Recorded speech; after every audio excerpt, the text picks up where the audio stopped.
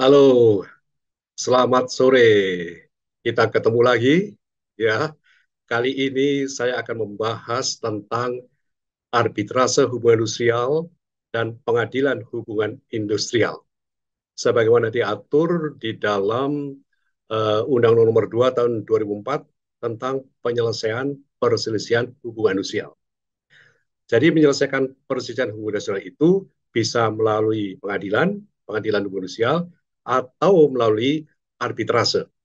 Oke, jadi persamaan dulu ya. Jadi ini persamaan dan perbedaan. Persamaannya adalah baik arbitrase maupun pengadilan hubungan industrial itu punya kewenangan yang sama. Punya kewenangan yang sama. Kewenangannya adalah memeriksa, mengadili, dan memutus perkara. Memeriksa perkara, mengadili perkara, dan memutus perkara. Dua-duanya sama, punya kewenangan seperti itu. Oke, itu persamaannya. Nah, perbedaannya sekarang. Saya akan menyampaikan yang pokok-pokok saja, yaitu ada 7 perbedaan, perbedaan ya, antara arbitrase dan pengadilan hubungan sosial. Yang pertama,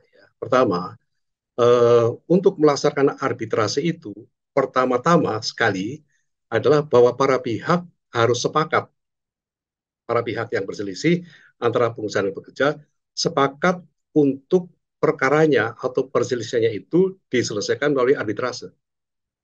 Jadi harus sepakat dulu mereka untuk perkaranya itu dibawa ke arbitrase untuk diselesaikan melalui arbitrase. Ya, ada perjanjian di situ, kesepakatan. Oke.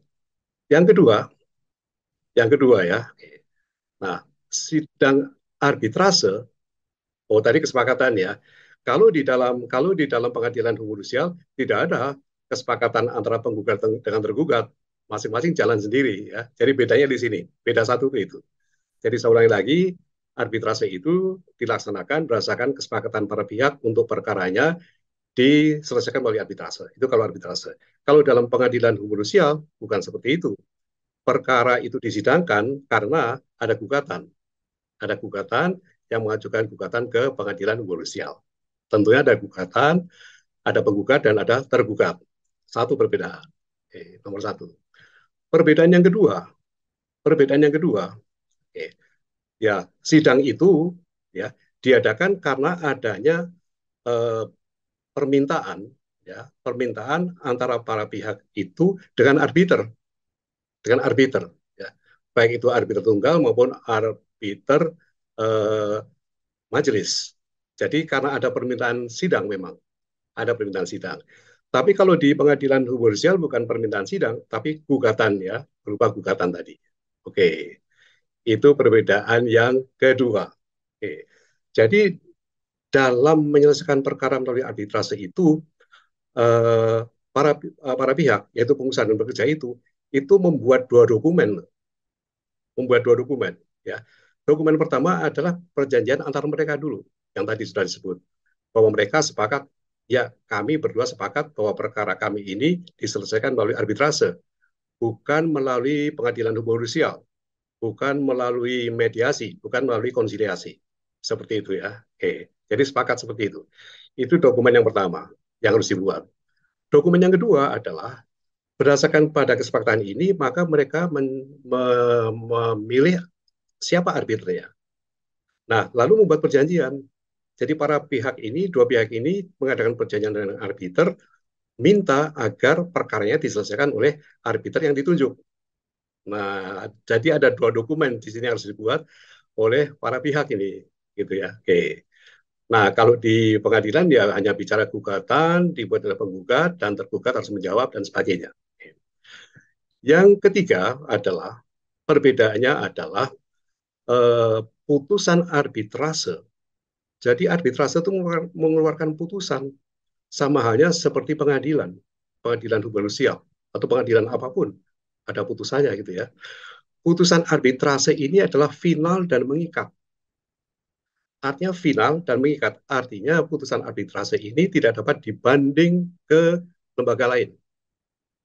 Tidak bisa diajukan katakanlah kasasi ke Mahkamah Agung. Tidak ada seperti itu. Beda dengan pengadilan, ya kan? Beda dengan pengadilan.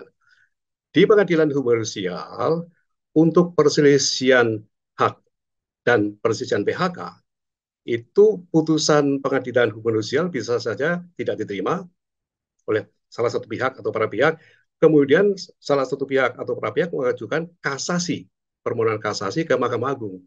Bisa kasasi. Oke. Nah, yang keempat, yang keempat, tetapi pada arbitrase itu dimungkinkan adanya permohonan pembatalan putusan arbitrase, pembatalan putusan arbitrase. Ya, di dalam hukum acara apa uh, pengadilan hubungan sosial tidak ada pembatalan putusan, tidak ada istilah pembatalan putusan. Nah, di dalam arbitrase, ya, putusan yang tadi final dan mengikat. Kemudian yang keempat adalah eh, dimungkinkan diberi kesempatan diajukan permohonan pembatalan putusan arbitrase. Pembatalan putusan arbitrase ini diajukan ke Mahkamah Agung. Nah, untuk dapatnya putusan arbitrase dibatalkan, itu ada syarat-syaratnya. Ada syarat-syaratnya. Ya, pertama, ya, syaratnya diketahui bahwa ternyata ada bukti yang disembunyikan, yang kalau bukti itu muncul pada waktu arbitrase, maka putusannya akan berbeda. Nah, kecurangan di situ kan. Oke, satu. Yang kedua, yang kedua adalah dalam melakukan arbitrase ada tipu muslihat. Ada tipu muslihat. Ya, apa katakanlah pembuktiannya, faktanya, bukti-buktinya ini ada tipu muslihat. Yang ketiga adalah ya di dalam arbitrase itu ada pemalsuan, data yang dipalsukan. Ya, tiga sudah ya, ya, lima semuanya ya. Kemudian yang keempat itu ya putusan putusan itu diberikan melampaui yang dituntut. Jadi putusan itu lebih dari yang dituntut, tidak menuntut begitu, tapi putusannya melebihi. Ini di dalam hukum disebut dengan ultra petita. Ultra petita itu artinya putusan yang melebihi dari tuntutan. Jadi misalnya tuntutannya hanya minta katakanlah pesangon katakanlah 400 juta, tapi si arbiter ini memutus 400 juta dengan bunga atau ganti kerugian. Ini kreatif nih, tapi tidak betul gitu ya. Putusan yang melebihi yang dituntut atau dalam istilah hukum disebut dengan ultra petita. Ultra itu melebihi, petita ya tuntutan gitu kan. Oke. Dan yang terakhir adalah putusan arbitrase bertentangan dengan peraturan perundang-undangan. Jadi ada lima. Lima ini salah satu terpenuhi ya, tidak berarti lima-limanya. Jadi merupakan salah satu, kalau salah satu terpenuhi dan dapat dibuktikan, maka Mahkamah Agung dapat membatalkan putusan arbitrase. Oke. Perbedaan selanjutnya adalah tentang biaya. Tentang biaya ya, tentang biaya. Eh, Bicara tentang biaya, arbitrase itu berdasarkan pada suatu perjanjian. Jadi perjanjian antara para pihak yang berselisih dengan arbiternya. Ya, ya tawar-menawar, bisa jadi seperti itu. Nah, kalau biaya di pengadilan hubungan sosial, sepanjang nilai gugatannya itu di bawah 150 juta, ya, maka biaya sidang dan biaya eksekusi itu gratis. Tetapi kalau tuntutannya itu 150 juta ke atas, maka akan dikenakan biaya untuk sidangnya dan juga untuk biaya untuk eksekusi. Biaya. Perbedaan berikutnya adalah mengenai durasi. Jadi lamanya proses arbitrase. Proses arbitrase dibatasi dalam Undang-Undang Nomor 2 Tahun 2004 itu adalah paling lama 30 hari kerja. Paling lama 30 hari kerja. Perlu saya jelaskan ya, ada jadi di dalam mekanisme hubungan sosial atau ketenagakerjaan, kalau memang dinyatakan dengan hari kerja itu maksudnya adalah yang dianggap atau dihitung hari adalah Senin sampai dengan Jumat. Sabtu Minggu tidak dihitung. Berarti hanya Senin sampai dengan Jumat dihitung 50 hari kerja. Ya hari orang bekerja kan Senin sampai dengan Jumat. Oke. Nah, kalau sidang di pengadilan judisial dibatasi paling lama adalah 50 hari kerja. Oke, 50 hari kerja. Oke. Dan yang terakhir, yang ketujuh, perbedaan yang ketujuh adalah eh, sidang arbitrase itu ya dilaksanakan oleh arbiter tunggal, arbiternya satu orang, atau eh, majelis. Majelis biasanya tiga. Jadi majelis itu harus gasal. Gasal itu ganjil lah gitu ya. Lima sih nggak pernah lah, tidak terlalu sulit seperti itu. Jadi yang terakhir tadi, kalau dalam arbitrase, arbiternya bisa tunggal, bisa majelis, itu tergantung kepada kemauan kesepakatan para pihak. Tentunya kalau majelis ya agak rumit lah, agak berbelit-belit misalnya, jadi diperlukan tiga arbiter yang menyidangkan, memeriksa, mengadili, dan memutus perkara yang bersangkutan. Oke. Nah, di dalam pengadilan hukum industrial, dalam pengadilan hukum industrial itu hakimnya berupa majelis. Jadi selalu majelis, yaitu terdiri atas tiga hakim. Satu adalah hakim ketua yang memimpin sidang, ya, yang ketua majelis. Hakim ketua majelis itu adalah hakim dari pengadilan negeri. Jadi dia pegawai negeri. Jadi dia hakim pengadilan negeri yang bertindak sebagai ketua majelis hakim. Kemudian ada dua hakim, ya, hakim ad hoc namanya kan. Hakim ad hoc ini eh, berasal dari dua ya. Satu berasal dari organisasi pengusaha, dalam hal ini Apindo ya. Dan yang kedua adalah hakim ad hoc yang kedua adalah dari organisasi serikat pekerja. Nah, jadi bisa dibayangkan ya, hakim pengadilan negeri yang tentunya menjaga dan ahli dalam hukum acaranya, bagaimana penyelenggaraan suatu pengadilan, gitu kan. Nah, kemudian hakim ad hoc dari wakil serikat pekerja dan hakim ad hoc dari organisasi pengusaha itu yang membuat segala sesuatu menjadi terang karena tentunya pada ujungnya juga menyangkut tentang apa-apa yang terjadi dalam lingkup pengusaha dan lingkup serikat pekerja. Jadi diharapkan bahwa putusan pengadilan krusial dengan unsur-unsur para hakim itu menjadi dapat diciptakan suatu putusan pengadilan yang adil. Oke, itu tadi persamaannya sudah, perbedaannya sudah ya. Oke, kemudian saya akan sampaikan sedikit tentang arbitrase. Jadi arbitrase itu memang sebagian lain atau jenis lain daripada penyelesaian sengketa. Di dalam bisnis disebut dengan sengketa. Di dalam ranah ketenagakerjaan disebut dengan perselisihan. Sama saja sih, bahwa ada yang berselisih, ada yang bersengketa. Tapi dalam bisnis disebut dengan sengketa.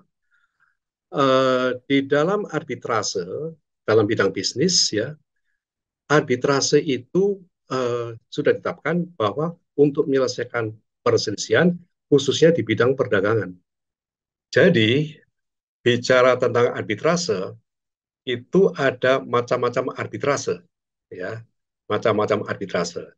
Tetapi pada intinya bahwa arbitrase itu adalah penyelesaian sengketa di luar pengadilan, ya, di luar pengadilan yang terbatas hanya pada bidang perdagangan. Jadi bidang perdata dan perdata adalah dalam hal ini perdagangan. Tentang jenis-jenis arbitrase ada cukup banyak macam-macamnya ya, antara lain arbitrase perbankan. Jadi hanya menyelesaikan persisian tentang perbankan. Ada arbitrase tentang bidang konstruksi, juga hanya menyelesaikan perselisihan di bidang konstruksi. Perselisihan antara pemborong gedung dengan si yang punya gedung, ya seperti itu kan konstruksi. Bisa juga arbitrase di bidang perselisihan HKI, hak kekayaan intelektual. Hak kekayaan intelektual itu terdiri atas hak cipta, kemudian hak atas merek, hak atas paten itu adalah termasuk dalam kelompok hak kekayaan intelektual. Jadi perselisihan hak kekayaan intelektual itu bisa melalui arbitrase, arbitrase HKI khusus. Pada intinya adalah penyelesaian perselisihan atau perselisihan sengketa dalam istilah bisnis itu para pihak bisa memilih apakah melalui pengadilan, pengadilan negeri tentunya ya, atau juga mungkin pengadilan negeri, atau melalui arbitrase, atau melalui arbitrase. Beda prinsipnya adalah kalau melalui pengadilan itu dimulai dengan adanya gugatan, Ya, yang menggugat adalah penggugat, si tergugat harus menjawab. Kemudian kalau melalui arbitrase, intinya adalah bahwa para pihak harus bersepakat bahwa kasusnya atau masalahnya itu diselesaikan melalui arbitrase. Nah, ini itu syarat utama. Demikian juga tadi disebutkan ya, perbedaan antara penyelesaian melalui pengadilan hukum sosial dan penyelesaian melalui arbitrase. Harus didahului dengan adanya kesepakatan para pihak yang sepakat untuk menyelesaikan perselisihan hukum sosial melalui arbitrase, tidak melalui gugatan pengadilan hukum sosial. Oke, ya ini mulai lebar ya, tapi perlu juga diberikan wawasan yang lebih luas ya. Jadi sampai di sini topik hari ini adalah tentang persamaan antara arbitrase dan pengadilan hukum sosial, dan juga tadi perbedaannya antara arbitrase dan pengadilan hukum sosial. Satu hal lagi saya sampaikan, saya tambahkan. Ini hanya untuk lebih menarik saja. Bahwa ternyata untuk diketahui, penyelesaian perselisihan melalui konsiliasi dan melalui arbitrase itu adalah dua lembaga yang istilahnya tidak laku. Artinya adalah perkara yang ke situ itu hanya sangat sedikit. Bayangkan, Undang-Undang Nomor 2 tahun 2004, berarti kan mulai tahun 2004. Dari tahun 2004 sampai sekarang tahun 2023, berarti 19 tahun.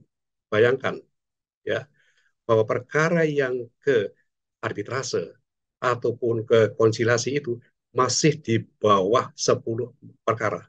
10 kasus. Jadi nggak laku. Nah, kenapa ini menjadi tidak laku? Oke, ini nanti akan saya beberkan di dalam sesi yang akan datang, yang akan membedah tentang mengapa lembaga dalam hal ini arbitrase dan konsiliasi itu tidak diminati oleh para pihak yang berselisih di bidang hubungan industrial. Oke, sampai di sini dulu. Oke, semoga bermanfaat. Ketemu lagi pada sesi berikutnya. Oke, salam sehat, salam sukses selalu. Sampai di sini. Oke.